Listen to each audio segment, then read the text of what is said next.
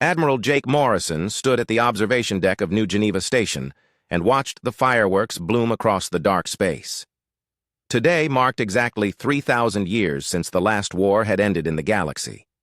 3,000 years of peace. It was hard to believe.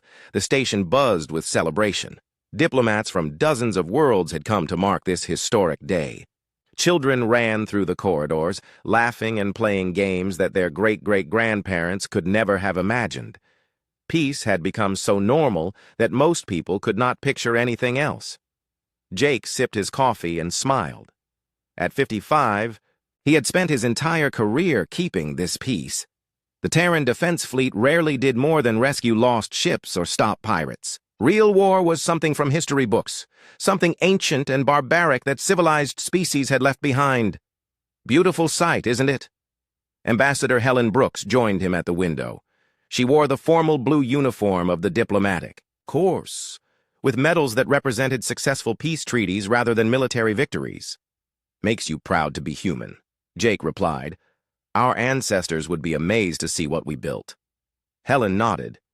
The human colonies now stretched across 847 star systems. Humans had become the galaxy's peacekeepers, the ones other species called when they needed help solving problems without violence. It was a role humanity had earned through centuries of patient work. "Any word from Captain Adams?" Helen asked. "I heard the Horizon picked up some kind of signal yesterday." Jake checked his communication device. "Still investigating. Probably just another deep space probe that got lost. You know how it is out there in the Rim Territories." The Rim Territories were the edge of known space, where brave explorers pushed the boundaries of human knowledge. Captain Nick Adams commanded one of the best exploration ships in the fleet. If anyone could handle a mystery signal, it was him. Dr. Lisa Carter hurried past them, her lab coat flying behind her. As the station's chief scientist, she had been working around the clock to prepare displays about alien life for the celebration. Her research had helped humans understand dozens of species, making peace easier to maintain. "Dr. Carter seems busy," Helen observed. "She's excited about showing off her latest discoveries," Jake said. "Found some new microorganisms in the Vega system that might help with food production." This was the kind of discovery that mattered in peacetime. Not weapons or military technology, but ways to make life better for everyone. Jake preferred it that way. Suddenly his communication device buzzed with an urgent message. Jake frowned as he read it.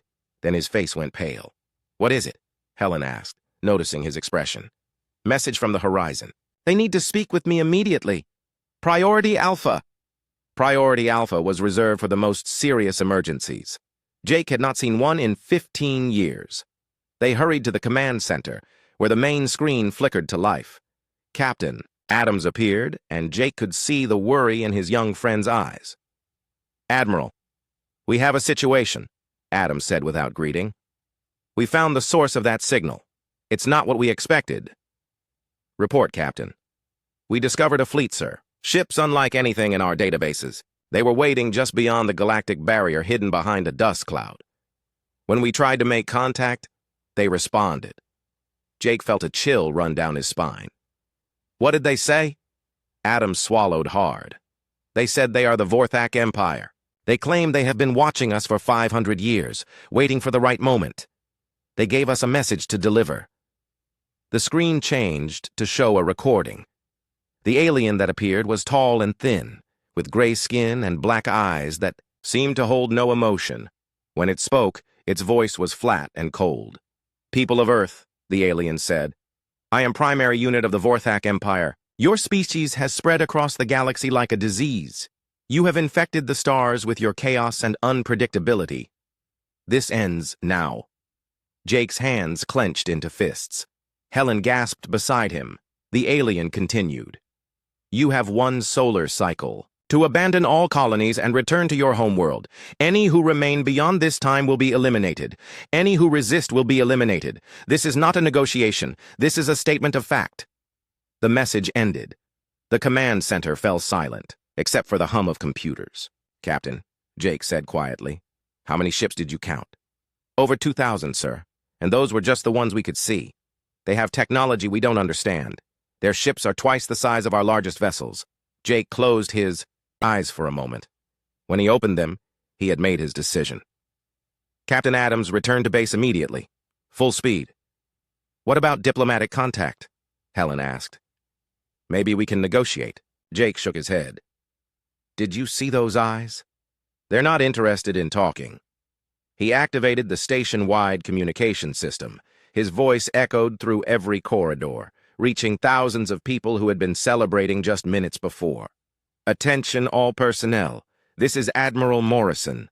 Cancel all celebration activities and report to emergency stations. We have received a credible threat to human colonies. This is not a drill. The change was immediate. Laughter stopped. Music cut off. People began moving with purpose instead of joy. Dr. Carter appeared on the command deck, still holding a tablet about her research. Admiral, what's happening? Jake looked at her, then at Helen, then at the staff around him. These were people who had known only peace. They had no idea what was coming. Lisa, I need you to contact every human colony in the Outer Rim. Tell them to begin evacuation procedures immediately. Evacuation? But why? Before Jake could answer, alarms began blaring throughout the station. On the main screen, a new message appeared. It was a live feed from the mining colony on Kepler 442b. The colonist speaking was panicked. New Geneva Station, this is Kepler Colony. We have unknown ships approaching. They're not responding to our signals. They're moving into attack formation. Jake reached for the communication controls, but he was too late. The screen filled with brilliant light. When it cleared, there was nothing where the colony had been. 50,000 people had lived on Kepler 442b. Now there was only empty space and debris. The celebration was over. After 3,000 years, war had returned to the galaxy, and humanity was about to remember why they had once been the most feared warriors in the stars. General Ryan Clark stared at the holographic display in the underground war room beneath Earth's capital. Red dots marked Vorthak fleet positions across the galaxy. Each dot represented death and destruction moving toward human colonies. How long since the last military drill? He asked his aide.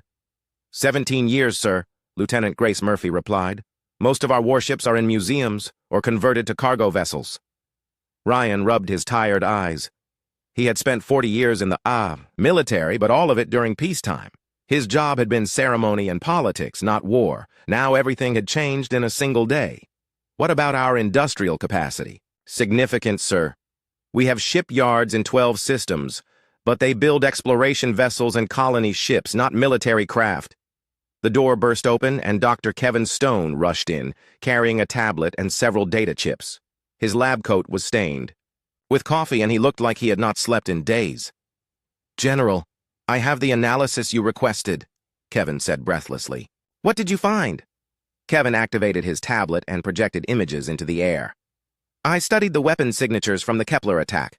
The Vorthak use focused plasma beams, much more advanced than our old military designs. Ryan's heart sank. So we're outgunned. Not necessarily, Kevin said with a strange smile. Their weapons are designed to fight conventional military ships. But we don't have conventional military ships anymore. Explain. Kevin pulled up blueprints of human vessels. Our mining ships use industrial plasma cutters that can slice through asteroids. Our colony ships have shields designed to handle solar, radiation, and space debris. Our cargo haulers have engines built for long-distance efficiency. And we can weaponize everything, sir. A mining laser can become a beam weapon. Colony ship shields can protect against enemy fire. Cargo ship engines can be overcharged for incredible speed. For the first time since the crisis began, Ryan felt hope. Commander Beth Williams stood in the hangar bay of the decommissioned battleship TFS Victory. The ship had been a museum for 200 years, its weapons removed and its armor plating converted to civilian use. Now crews worked frantically to restore it to fighting condition. How long? She asked Chief Engineer Sam Davis. 72 hours minimum, Sam replied, wiping grease from his hands. We're installing mining lasers where the old gun turrets were. They're actually more powerful than the original weapons. Beth nodded. The same was happening across human space. Museum ships were being restored. Civilian vessels were being armed. Industrial facilities were converting from peaceful production to military manufacturing. Ma'am, her communications officer called out. Priority message from the Outer Rim. Beth accepted the transmission. Major Alex Hunter appeared on screen, speaking from what looked like a damaged escape pod. "Commander, this is Major Hunter reporting from the Tau Ceti system. I managed to get close to a Vorthak patrol fleet." "What? Did you learn?" "They're overconfident, ma'am. They think we're still the same humans they observed 500 years ago. They expect us to fight like we did in the old wars, with rigid formations and predictable tactics." "What else?" "Their ships are impressive but inflexible. They follow patterns, ma'am. Every attack formation is identical. Every approach angle is the same. They're like machines." Beth smiled grimly. "That might be exactly what we need to know." Back on Earth, Admiral Morrison met with President Carol Washington in the emergency cabinet room. Maps covered every wall, showing human territory and enemy movements. "How bad is it, Jake?" the president asked. "We've lost 6 colonies in 3 days. The Vorthak are systematically destroying our outer settlements and moving inward." "Military assessment?" Jake hesitated. "On paper, we should lose. They have better ships, better weapons, better technology, but we have something they might not expect." "Which is?" "We've spent 3,000 years learning to adapt and improvise. Every human colony is different. Every ship captain thinks independently. We don't follow rigid patterns." The president leaned forward. "Can we win? I don't know. But we can make them pay for every system they take." 3 days later, the first major battle began at Proxima Station. Commander Williams led a fleet of converted civilian ships against a Vorthak battle group. Her flagship was a modified cargo hauler with mining lasers bolted to its hull. "Enemy ships approaching," her sensor operator reported. 12 vessels in standard attack formation. "Just like Major Hunter described," Williams muttered. "They're predictable. The Vorthak ships moved in perfect coordination, their plasma. Weapons charging for a devastating first strike, but Williams had studied their patterns. All ships, execute Chaos Pattern 7, she ordered. It was not a military maneuver from any textbook. Williams had invented it 3 hours earlier, based on how children played in zero gravity. Her ships scattered in seemingly random directions, using cargo thrusters to change course unpredictably. The Vorthak weapons fired at empty space where the human ships should have been. "Mining ships target their lead vessel," Williams commanded. "Show them what our rock cutters can do." Beams of industrial plasma designed to slice through asteroids converged on the Vorthak flagship. The alien shields, calibrated to stop military weapons, could not handle the different frequency and intensity of mining equipment. The Vorthak ship exploded. "All ships, remember your patterns," Williams called out. "Stay unpredictable, make them. Guess what we'll do next." The battle lasted 4 hours. When it ended, 7 Vorthak ships were destroyed and the rest were retreating. Williams had lost only 2 vessels, both damaged but repairable. "Commander," her communications officer said, with excitement, "Admiral Morrison is requesting your battle report." "Tell him we learned something important," Williams replied. "The Vorthak can't adapt. They'll try the same formation again next time, expecting different results." On New Geneva Station, Dr. Carter worked with a team of xenobiologists to analyze captured Vorthak technology. What they found was disturbing. "Admiral," she reported to Morrison, "I think I understand why they fight the way they do. Every piece of their technology is identical. Not similar, identical, down to the molecular level." "What does that mean?" "I think they're a hive mind, sir. Individual creativity might be impossible for them. They literally cannot think of new tactics because every soldier thinks exactly the same way." Morrison felt a chill of understanding. "Then our unpredictability isn't just an advantage, it's something they can't comprehend." "Exactly. To them, we must seem completely insane." As reports came in from other battles, a pattern emerged. Human forces were winning when they abandoned traditional military doctrine. The more creative and unpredictable their tactics, the more successful they became. A converted passenger liner rammed a Vorthak cruiser while broadcasting classical music at maximum volume. The alien ship's sensors were confused by the audio signals. A mining station used its asteroid processing equipment to launch rocks at enemy ships, achieving successful hits because the Vorthak had never seen such primitive but effective weapons. Group of exploration vessels pretended to retreat, then used their scientific probes as guided missiles, targeting enemy communication arrays. General Clark watched the battle reports with growing amazement. "They're learning to fight like humans again," he told his staff. "Not like the humans from 3,000 years ago, but like the humans we became during peace. Creative, adaptive, unpredictable." Lieutenant Murphy looked up from her analysis. "Station. Sir, I'm detecting something interesting in the Vorthak retreat patterns." "What is it?" "They're not just withdrawing randomly. They're consolidating their forces in the Centauri Nebula. It looks like they're preparing for a major offensive." Clark studied the tactical display. "Then we need to be ready for them, but not with conventional tactics." He activated the fleet-wide communication system. "All human vessels, this is General Clark. The enemy is massing for a major attack. Prepare for battle. But remember what we've learned. Be unpredictable. Be creative. Be human." Across human space, thousands of converted civilian ships and hastily restored military vessels prepared for the largest space battle in 3,000 years. Their crews were farmers and miners, scientists and merchants, people who had known only peace, but who were rapidly remembering humanity's greatest strength, the ability to adapt, to change, to find solutions that no one else would even consider. The Vorthak were about to discover why humans had once ruled the galaxy through their determination and refusal to accept defeat. Engineer Sam Davis stared at the twisted metal that had once been a human battlesuit. The soldier wearing it had survived a direct hit from a Vorthak plasma rifle, something that should have been impossible. "How?" asked Dr. Carter, who was studying. "The armor alongside him." "The metal learned," Sam said, running his fingers over the damaged surface. "Look at these patterns. The armor adapted to the plasma frequency during the attack." Sam had been working on adaptive materials for construction projects, buildings that could repair themselves, bridges that grew stronger under stress. He had never thought about military applications until the war started. "Can you make more?" Carter asked. "Better. I can make armor that gets stronger with every battle." Across the galaxy, Captain Mary Johnson piloted her stealth ship through the Vorthak fleet undetected. The enemy sensors swept past her vessel without recognizing it as a threat. Her ship looked like a chunk of space debris on the outside. Solar panel fragments, broken hull plating, and damaged thruster housings covered its surface. To any scanner, it appeared to be wreckage from a destroyed freighter. "Distance to target," she whispered to her crew. 2 kilometers, her navigator replied. "Their flagship is directly ahead." Mary smiled. The Vorthak built their ships for efficiency and power, but humans built theirs for deception and surprise. Her stealth fleet consisted of garbage haulers, asteroid miners, and salvage ships, all disguised to look like space junk. "All ships, begin approach," she ordered. "Remember, we're just floating debris until we reach attack range."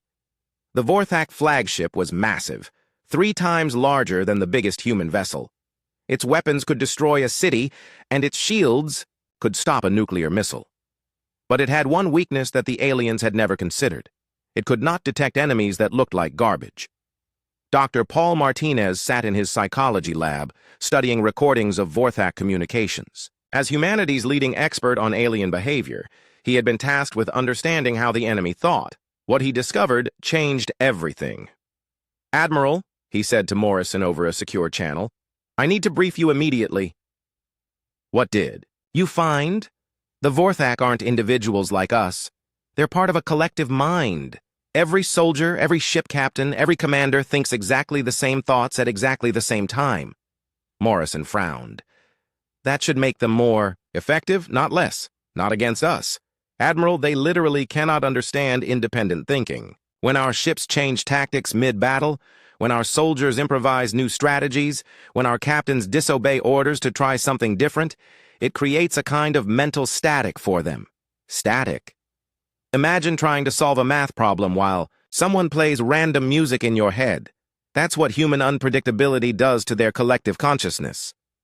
Morrison leaned back in his chair. "Can we use this?" "I'm already working on it. What if we could create even more chaos in their minds?" The Battle of Centauri Nebula began at dawn, ship time. The Vorthak had assembled their largest fleet yet, over 5,000 vessels arranged in perfect geometric formations. Admiral Morrison commanded the human forces from his flagship, a converted luxury cruise ship armed with industrial equipment. His fleet was smaller, only 3,000 ships, but every vessel was different. "Enemy approaching in attack formation Sigma," reported his tactical officer. "Just like the simulations predicted," Morrison replied. "They never change their patterns." He opened communication to the entire human fleet. "All ships, execute Symphony Protocol." It was Dr. Martinez's idea. Instead of trying to coordinate like a traditional military force, the human ships would create deliberate chaos. Each captain was given complete freedom to act independently, with only one rule: be unpredictable. The result was beautiful insanity. Mining ships used their drills as kinetic weapons, launching chunks of metal at enemy vessels. Hospital ships broadcast emergency medical signals on all frequencies, confusing Vorthak communications. Entertainment vessels played human music at volumes that interfered with alien sensors. Captain Johnson's stealth fleet struck from within the enemy formation, appearing suddenly among the Vorthak ships like ghosts materializing from the void. Her garbage haulers launched actual garbage, clouds of metallic debris that blocked sensors and damaged enemy hull plating. Engineer Davis watched his adaptive armor work in real time. Human soldiers took hits that should have killed them, but their armor learned from each attack. By the third plasma strike, the suits were deflecting energy beams like mirrors. "It's working," he reported to General Clark. "The armor is evolving faster than their weapons can adapt." "How is that possible?" "Because we built creativity into the metal itself. The Vorthak weapons are static, unchanging. Our defenses are learning machines."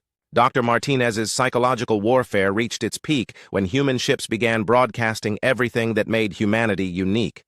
Art galleries transmitted abstract paintings. Universities sent complex mathematical theorems with multiple solutions. Children's playgrounds broadcast the sound of laughter. The effect on the Vorthak collective mind was devastating. "Admiral," his communications officer called out, "we're receiving strange transmissions from the enemy fleet." "What kind of transmissions?" "It sounds like confusion, sir. Their coordination is breaking down." Morrison watched as the perfect Vorthak formations began to waver. Ships collided with each other as their pilots struggled with thoughts they had never experienced before. The concept of individual choice, of multiple solutions to the same problem, of art without purpose, was tearing at their collective consciousness. "All human vessels," Morrison announced. "The enemy is disrupted. Press the attack, but remember, stay unpredictable." Captain Tony Rodriguez piloted his experimental ship, the TFS Relentless, through the chaos of battle. His vessel was a prototype, built from the combined technologies of dozens of human worlds. It had no set purpose, no fixed weapons, no predetermined role. It was the most human ship ever built. "Captain," his engineer called out, "the Vorthak flagship is attempting to restore order to their fleet." "Then let's give them something else to think about," Rodriguez replied. He activated every system on his ship simultaneously. Mining lasers, construction beams, communication arrays, scientific sensors, entertainment systems, medical equipment, and agricultural processors all powered up at once. The result was a ship that the Vorthak sensors could not categorize. It appeared to be a weapon, a hospital, a farm, a laboratory, and a concert hall all at the same time. "Impossible," the Vorthak flagship transmitted. "Unit classification error, multiple contradictory functions detected." Rodriguez laughed. "Welcome to humanity." The battle raged for 18 hours. When it finally ended, the Vorthak fleet was in full retreat, their perfect formations shattered, and their collective mind reeling from exposure to human chaos. Commander Williams tallied the results from her command ship. "Admiral, we've won a decisive victory. Enemy losses, 60% of their fleet. Our losses, 20%, mostly repairable damage." Morrison nodded, but he felt no celebration. "What's our strategic situation?" "The Vorthak are regrouping beyond the galactic rim." "But, sir, something has changed. Their retreat pattern isn't following their usual formations. Some of their ships are moving independently." Dr. Martinez appeared on the communication screen, his excitement visible. "Admiral, I've been monitoring Vorthak transmissions. The psychological warfare worked better than we hoped. Some of their collective mind appears to be fracturing." "What does that mean?" "Individual Vorthak are starting to think for themselves. It's causing chaos in their command structure." Morrison considered this development. Is that good or bad for us? I don't know, sir. Independent thinking Vorthak might be even more dangerous, or they might become our allies. Individual consciousness is unpredictable. As the human fleet regrouped, reports came in from across the galaxy. The Vorthak were withdrawing from human space, but they were also fighting among themselves. Their ships were broadcasting conflicting orders, and some groups were ignoring their central command entirely. Dr. Carter contacted Morrison from her research lab. Admiral, I've been studying the Vorthak retreat patterns. I think we've accidentally created a revolution in their society. Explain. By exposing them to human creativity and individuality, we've broken their hive mind. Some Vorthak are experiencing independent thought for the first time in their species' history. Morrison stared at the tactical display, watching as Vorthak, ships scattered in random directions instead of maintaining their traditional formations. The question is, he said slowly, what do we do now? Do we press our advantage, or do we try to understand what we've created? Engineer Davis contacted him from the shipyard where he was building new adaptive armor. Admiral, I've been thinking about our next move. The Vorthak are confused and scattered, but they're also learning. If individual Vorthak can think independently, they might become as creative as humans. Is that a threat? Or an opportunity, sir? Imagine if we could teach them to use creativity for building instead of destroying. Morrison looked around his command deck at the humans who had fought so brilliantly in this battle, officers who had been diplomats and scientists just weeks before, now skilled warriors who had defeated a superior enemy through pure ingenuity. Colonel Emma Taylor crouched behind the rubble of what had once been New Tokyo Colony. The city that had housed 2 million people was now a wasteland of twisted metal and burning buildings. Above her, the sky was dark with smoke from the Vorthak. Bombardment. How many survivors? She asked her sergeant. Maybe 50,000 in the underground shelters, Sergeant Mike Baker replied. The rest didn't make it. Emma closed her eyes and tried not to think about the numbers. New Tokyo was the 4th major colony they had lost this week. The Vorthak had changed their strategy completely. Colonel, her communications officer called out, General Clark is requesting a status report. Emma activated her portable communication unit. General Clark's face appeared on the small screen, and she could see the exhaustion in his eyes. Emma, what's the situation there? The colony is lost, sir. The Vorthak didn't try to capture it this time. They just destroyed everything. Clark's expression darkened. Same pattern as Mars and Proxima 7. They're not trying to occupy our worlds anymore. They're trying to eliminate us completely.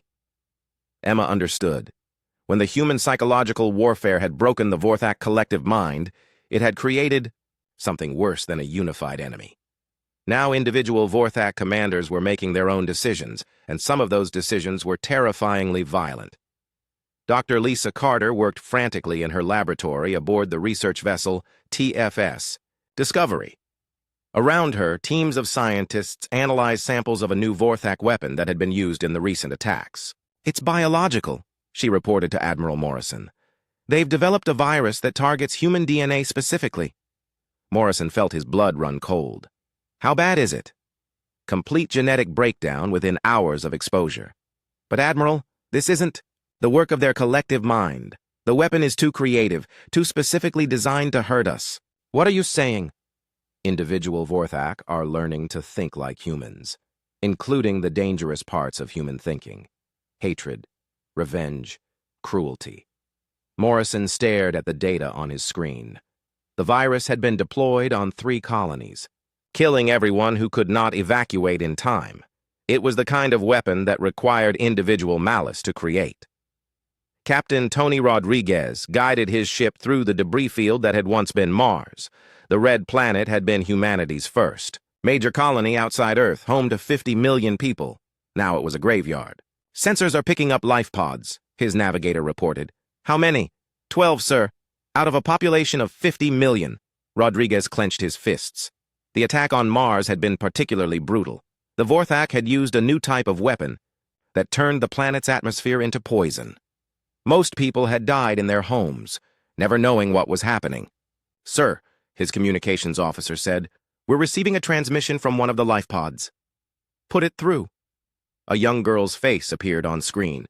She could not have been more than 10 years old, and her eyes were red from crying.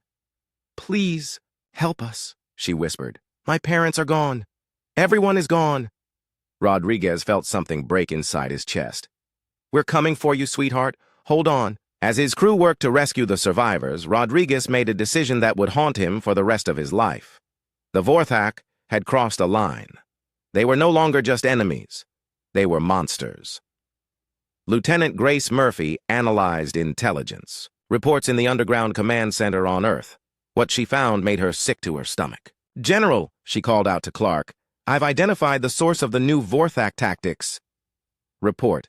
They're being led by individual commanders who have broken away from the collective mind. But, sir, these aren't just random rebels. They're the most violent and aggressive members of their species. Clark studied her data. You're saying that our psychological warfare freed the worst parts of their society? Yes, sir. The peaceful, cooperative Vorthak are still trying to maintain their collective consciousness. But the violent ones have embraced individual thinking and are using it to hurt us more effectively than ever before. Clark realized the horrible irony. Humanity's greatest strength, individual creativity, had become their enemy's weapon when copied by the most dangerous Vorthak minds. Dr. Paul Martinez worked desperately to understand what they had unleashed. His psychological research center had become a war room where humanity tried to comprehend their transformed enemy. Admiral, he reported to Morrison, I've been studying the communications from the individual Vorthak commanders. They're not just copying human tactics, they're developing human emotions. What kind of emotions? The worst kind. Anger, hatred, and a desire for revenge. They blame us for breaking their collective mind, and now they want to make us suffer. Morrison looked at the tactical display showing Vorthak fleets approaching Earth's outer defenses. How do we fight an enemy that thinks like the worst of humanity? I don't know, sir. They have all the creativity and unpredictability we used against them, but none of the moral restraints that keep humans civilized. Captain Mary Johnson led her stealth fleet on a desperate mission to evacuate civilians from the outer colonies. Her ships, still disguised as space debris, moved through Vorthak territory undetected.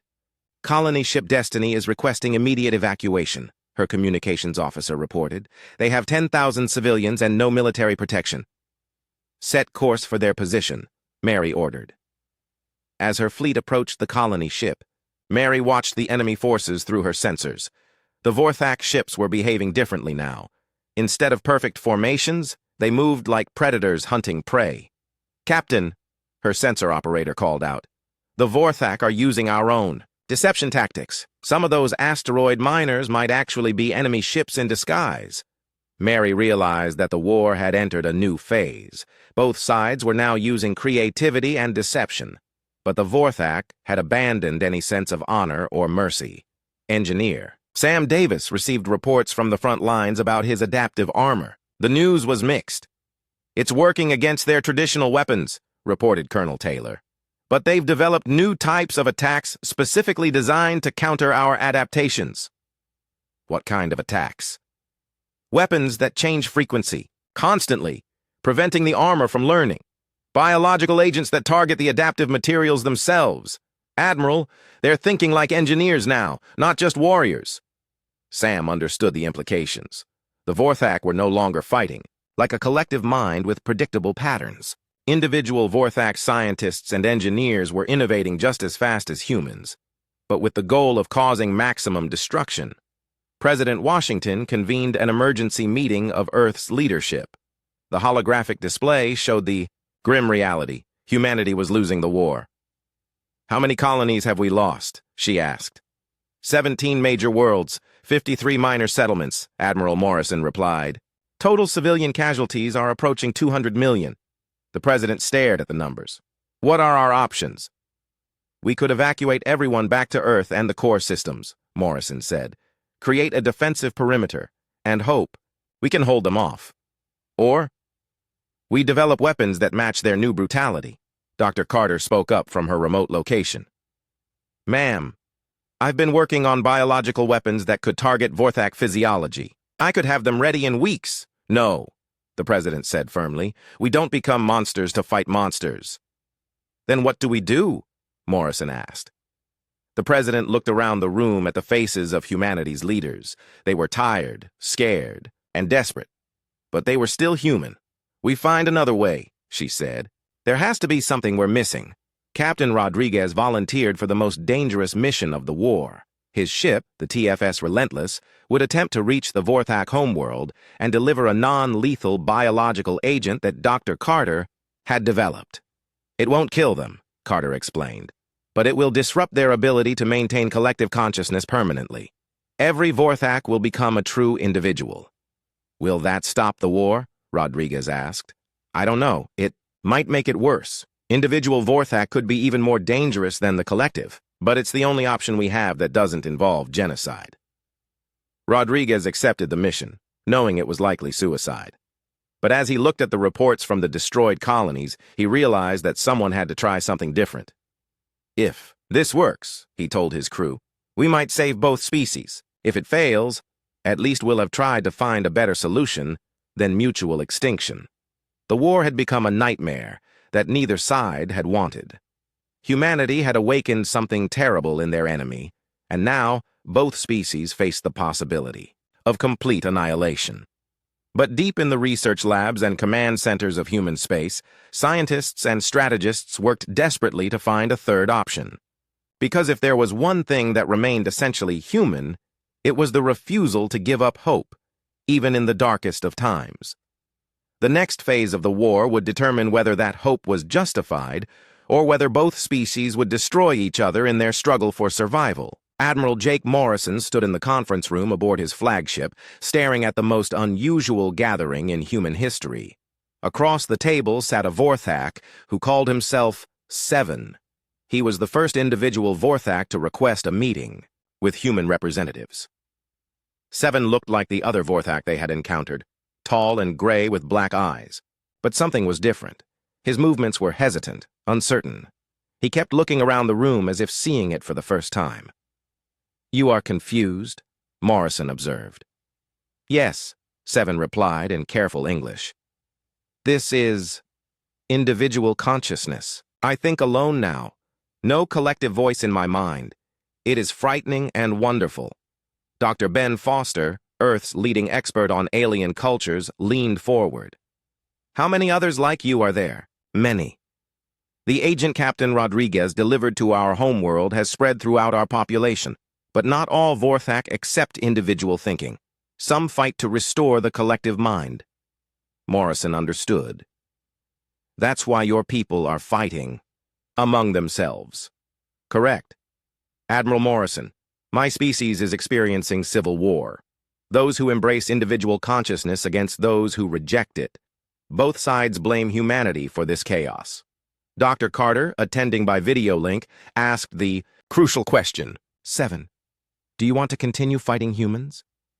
Seven was quiet for a long moment. "I do not know. Individual consciousness brings many feelings I do not understand. Anger at humans for breaking our collective mind, but also curiosity about your species, gratitude for showing us something new." "What do you want from us?" Morrison asked. "Help," Seven said simply. "Individual Vorthak do not know how to live as individuals. We need to learn what you have known for thousands of years."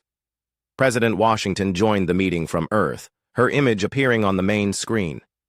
"Seven," she said, "your people have killed millions of humans. How can we trust you?" "You cannot," Seven replied honestly, "and we cannot trust you. But if we continue fighting, both species will die. The collective mind Vorthak will never stop trying to eliminate humans. The individual Vorthak will become as destructive as humans can be, but without human moral development." Morrison saw the truth in Seven's words. The war had reached a point where victory for either side meant catastrophe for both. "What do you propose?" Morrison asked. "A new kind of peace. Not surrender, but cooperation. Individual Vorthak must learn from humans how to control dangerous emotions, how to build instead of destroy, how to live with independence without losing compassion." Captain Rodriguez, recovered from his suicide mission, spoke from his hospital bed. "Seven, there are humans who will never forgive your species for what happened to our colonies."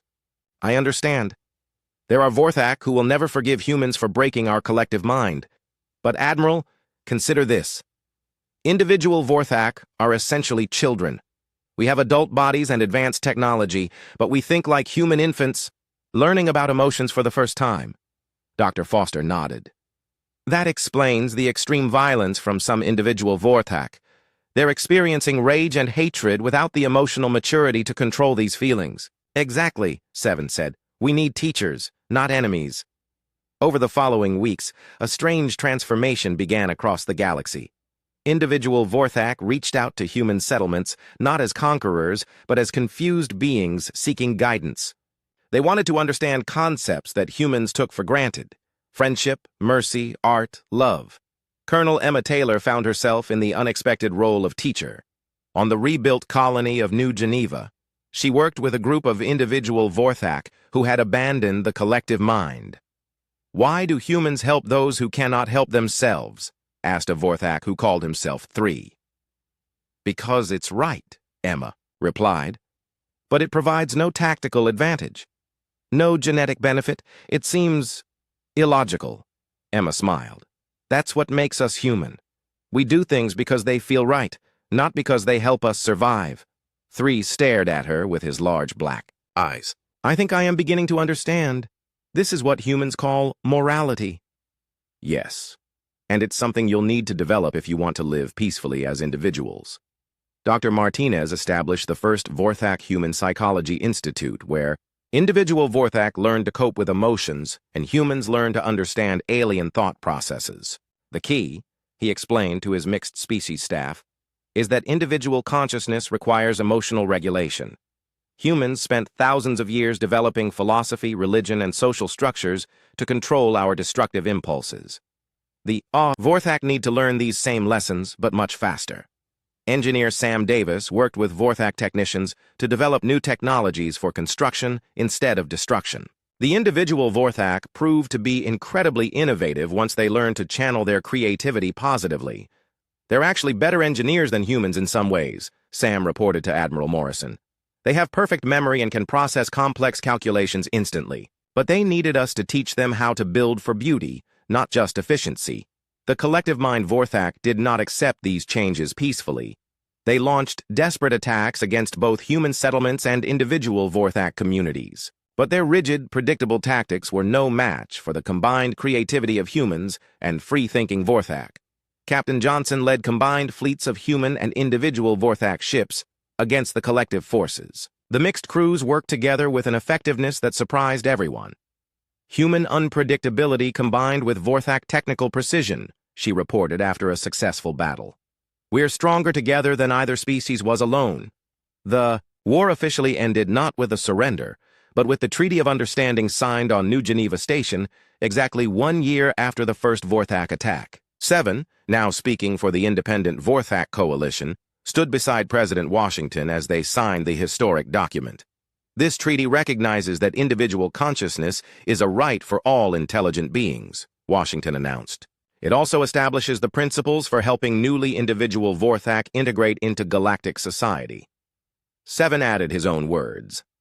Humans have shown us that strength comes not from thinking the same thoughts, but from thinking different thoughts in harmony. We have much to learn. Admiral Morrison watched from the observation deck as human and Vorthak ships worked together to build a new research station. Children from both species played together in the station's recreation areas, the young Vorthak learning human games, while human children learned Vorthak mathematics. Dr. Carter approached him with her latest report. The integration is proceeding better than we hoped. Individual Vorthak are developing their own art, music, and literature. They're becoming a truly diverse species. What about the collective mind Vorthak? Isolated in their home systems, but no longer a threat. Without the ability to understand individual thinking, they can't effectively fight against combined human-individual Vorthak forces. Morrison nodded. And the individual Vorthak who still hold grudges against humanity? Time will tell. But 7's people are working hard to teach emotional control and forgiveness. They understand that hatred will destroy them just as surely as it would destroy us. 5 years later, Morrison attended the graduation ceremony at the first Vorthak Human University.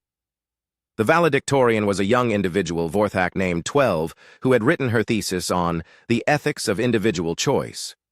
"When my people first gained individual consciousness," 12 said in her speech, "we thought it was a curse. We had lost the certainty of thinking together, the comfort of shared thoughts. But humans taught us that uncertainty is not weakness. It is opportunity." She paused to look at the mixed audience of humans and Vorthak. "Individual consciousness means we can choose to be better than we were. We can choose compassion over cruelty, creation over destruction, understanding over fear. This is the greatest gift humanity gave us, the power to choose our own destiny." Morrison felt tears in his eyes as the audience erupted in applause. Both species had survived the war, but more importantly, they had both grown from it. Captain Rodriguez, now Admiral Rodriguez, commanded the first truly integrated human Vorthak fleet. Their mission was to explore beyond the galactic barrier, to find other species and offer them the choice between collective conformity and individual growth. "Remember," he told his mixed crew as they prepared for their first mission, "we're not conquerors or liberators. We're teachers and students. Every new species we encounter has something to teach us, and we have something to offer them." The war that had threatened to destroy both humanity and the Vorthak had instead created something unprecedented in galactic history, a true partnership between species based not on dominance, but on mutual growth and understanding. The 3,000-year peace had ended, but something better had taken its place. A peace built not on the absence of conflict, but on the presence of hope, understanding, and the uniquely human belief that former enemies could become friends, teachers, and partners in building a better galaxy. 7, now an ambassador and teacher, often told his students that the greatest lesson humanity had taught the Vorthak was not about technology or tactics, but about forgiveness.